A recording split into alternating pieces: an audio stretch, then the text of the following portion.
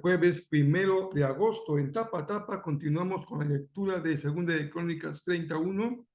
También leeremos Romanos, el libro de los Salmos y finalmente el libro de los Proverbios. Yo soy el pastor Rafael Pola y me da mucho gusto que me acompañes en la lectura devocional de la palabra de nuestro Señor. Todos y cada uno sean muy bienvenidos.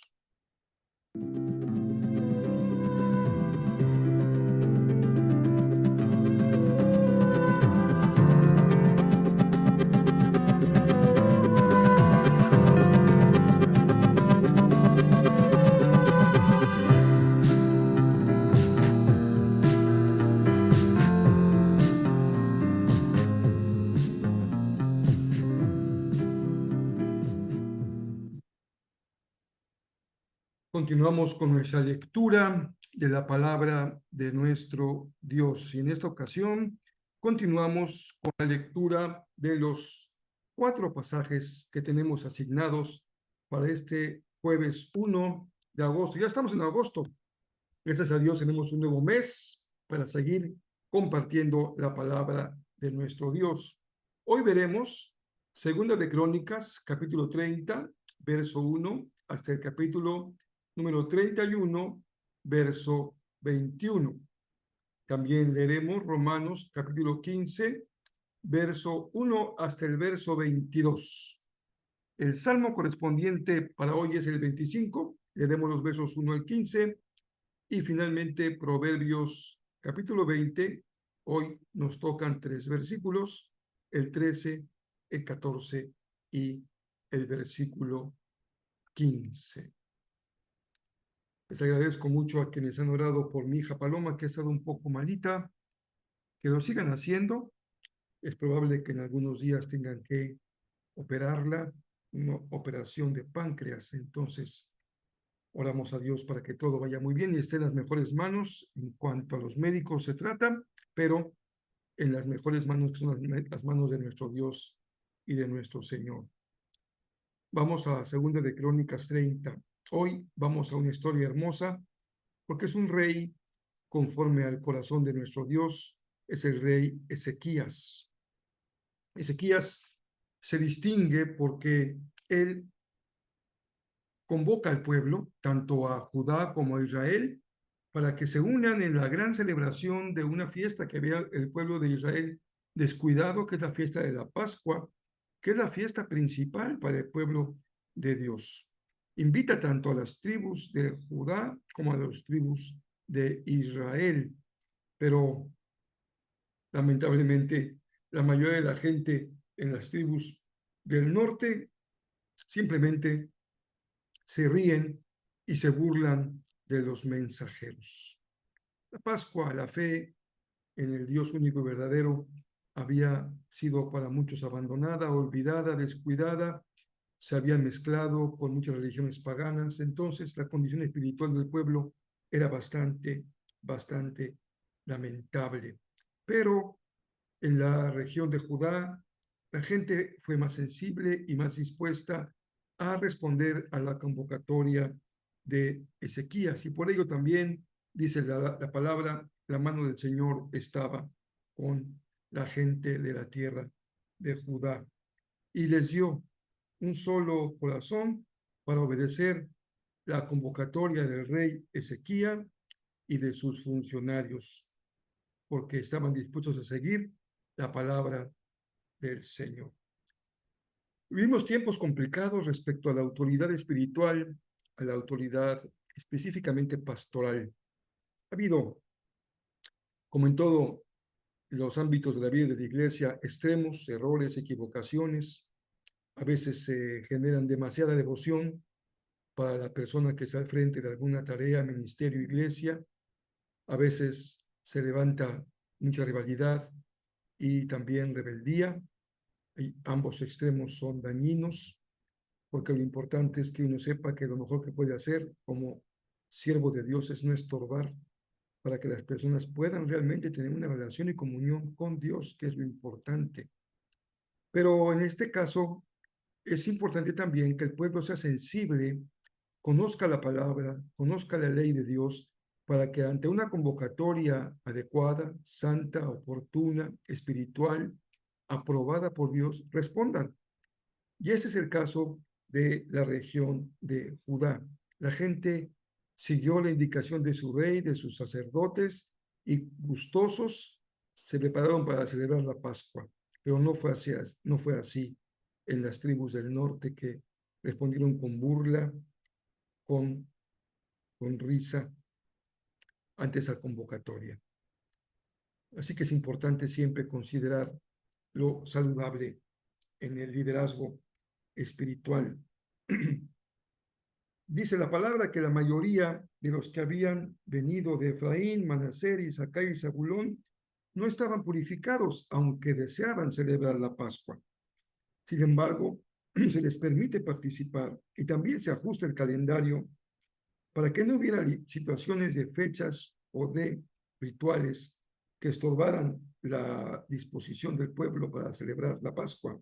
Esto es muy serio, muy importante, porque ustedes recordarán todo lo que leímos sobre las prescripciones, reglas y normas para que la gente pudiera participar purificados, porque había un gran castigo si alguien participaba de manera impura en la celebración.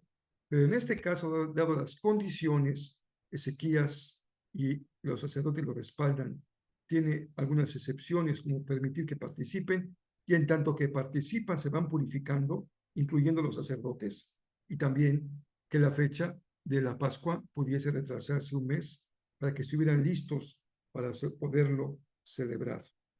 Y en este proceso, muchos otros sacerdotes más, porque no eran suficientes, se van purificando para integrarse a la celebración.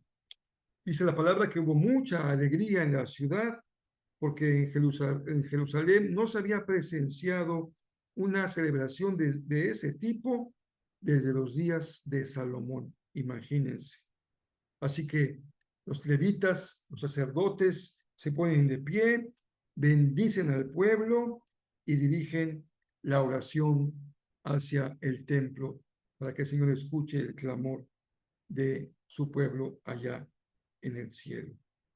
Así que el rey Ezequías tiene este liderazgo espiritual, además de su liderazgo político, maneja la distribución de los regalos que se daba para los participantes en todo Judá, especialmente me refiero a los sacerdotes, a fin de que pudieran dedicarse por completo al servicio del Señor. Esos regalos, esos tesoros, se distribuían de forma equitativa para que los sacerdotes tuviesen cómo mantenerse, sostenerse y dedicarse por completo al servicio del templo y del culto. Desde que la gente empezó a llevar sus ofrendas, dice el texto, ha habido suficiente para comer y mucho de sobra. Ese es el testimonio de los sacerdotes. El Señor ha bendecido a su pueblo y ha sobrado de todo eso. Vean qué hermoso, cuando el Señor bendice, sobreabunda. Tenemos solamente el pueblo que responderle con un corazón generoso para presentarle ofrendas a Él, que lo celebren y lo adoren. Hay algo que dice al final sobre Ezequías, muy hermoso, lo dejo en esta hora en tu corazón. Ezequías buscó a Dios de todo corazón y como resultado tuvo mucho éxito. Segunda de Crónicas 31:21. ¿Cómo medimos el éxito de Ezequías? Con su liderazgo espiritual, con la restauración del culto, de la Pascua, del templo, con la renovación de la fe del pueblo, con la bendición del sacerdocio restaurado, con la convocatoria a todo el pueblo para celebrar al Señor en la Pascua y también con un reinado de prosperidad. Todo eso porque Ezequías buscó a Dios de todo corazón. Yo te diría, querido hermano o hermana, que si algo mantengas hoy es que busca al Señor de todo corazón. Sabes que el problema de la iglesia en general, no de la nuestra, en general, es la religiosidad, ya sea que sea una religiosidad muy apocada, muy reverente, muy silenciosa, o una celebración muy exaltada, muy alegre, muy contagiosa. Es la forma, finalmente, qué tan expresivo seas. El pueblo de Israel aquí celebró con gran alegría, pero lo importante es que tu corazón esté ahí. Cuando oigas la palabra, que llegue a tu corazón, que haga los cambios que la palabra hace cuando permitimos que haga su obra, que realmente sea una actitud sincera, transparente, cuando venimos a nuestro Señor. En Romanos 15, hoy estamos con los versos 1 hasta el verso 22.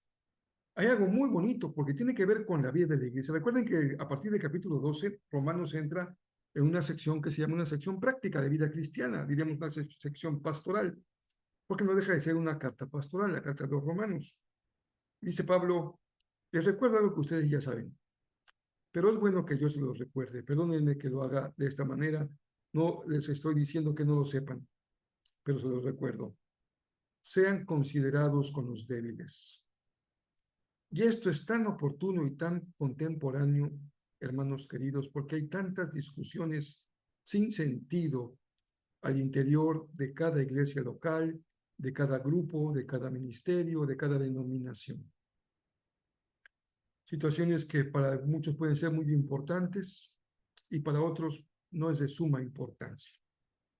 Pero si tú consideras que tu posición es la correcta y es la de un cristiano fuerte y maduro, entonces trata con consideración al que consideras débil, aquel que a tu juicio puede estar equivocado, pero quien frente a su propio juicio se siente que está en lo cierto. Finalmente, es el Señor el que conoce la verdad y el que pondrá la verdad en cada corazón en su tiempo y habrá de juzgar a vivos y a muertos. Pero nosotros tenemos una tarea como familia espiritual, aceptarnos unos a otros. Hay cosas que no debemos de olvidar y una de ellas es esta, ser considerados con los débiles. No vivimos para agradarnos a nosotros, dice Pablo. No vivan para ustedes, vivan pensando en la armonía de su familia espiritual. Pablo está feliz porque Dios lo ha usado para que también muchos gentiles vengan al conocimiento de Cristo. Y esa es su gran orgullo, su gran medalla, el compartir las buenas nuevas para que muchos crean, pero estaban acompañadas de señales portentosas y milagrosas. Dios sigue obrando así. Oramos y el Señor sana enfermos. Oramos y Dios provee trabajo.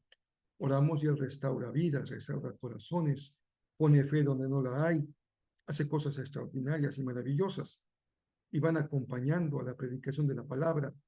Que si la palabra no da fruto, es algo delicado. Debemos preguntarnos, ¿qué pasa si la palabra no da fruto? No se acompaña con hechos y señales portentosos, milagrosos de su poder, de su presencia, de su pertinencia. Tal vez la mayor prueba de todas es lo que dijo Pablo hace un momento. Consideren a los débiles y no vivan agradándose a ustedes mismos. El Salmo 25, verso 1 al 15, les dejo una gotita de miel. Espero que se unan a la oración del Salmo. Oh Señor, te entrego mi vida. Que tú te acuerdes de mí con amor. Que tú, Señor, me guíes con amor inagotable. Pero la primera frase, les invito a que la oren en este día con todo su corazón. Oh Señor, te entrego mi vida. Tal vez alguno piense, pastor, ya esto está muy pasado. Yo entregué mi vida hace 15, 20, 25, 30 años, pero créeme, vale la pena hacerlo todos los días. Entregarle al Señor nuestra vida todos y cada uno de los días de nuestra vida. Finalmente, sabemos hoy, por lo que nos enseña la economía, que hay muchos factores que consideramos generales o macroeconómicos que hacen o no factible el desarrollo de un país y que la gente salga de la pobreza. ¿Qué hace que la gente salga de la pobreza? Pues tener opciones educativas para aspirar a un mejor empleo. Esto ayuda que tenga otros idiomas. Esto ayuda que tenga buenas relaciones públicas. Esto ayuda. Pero Proverbios dice algo importante. El que se duerme, empobrece. Es decir, Proverbios sí cree que el que chambea duro, Dios lo bendice. Así que hagamos de este cóctel un círculo virtuoso. Estudio, idiomas, relaciones, pero trabajo duro. Esto vale para la vida personal, para una familia y para nuestra iglesia. No hay iglesia que crezca que no trabaje. Así que manos a la obra, a trabajar en el nombre de nuestro Señor. Espero que sigan disfrutando de los Juegos Olímpicos. Hay historias muy hermosas siempre, historias de triunfo. Pues México no es un país que tenga generalmente muchas medallas, así que tenemos una o dos, las celebramos como que fuese campeones en el medallero, pero nunca hay que ver por menos los triunfos que uno tiene en su vida y menos cuando es como país. Así que sigamos celebrando. Oremos, hermanos queridos, oremos por Venezuela. Es un motivo de oración y creo que vale la pena hacerlo. Que haya paz, que haya justicia, que haya derecho, que se respete la voluntad de la gente que salió a votar, cualquiera que sea la mayoría que haya elegido el gobernante de su preferencia. Lo importante es que se respeten las leyes, haya civilidad y se eviten tragedias. Oremos por un país tan lastimado en su economía, tan diezmado. Que el Señor tenga misericordia de nuestros hermanos venezolanos. Que el Señor les bendiga muy ricamente. Por aquí nos encontramos el día de mañana, 2 de agosto.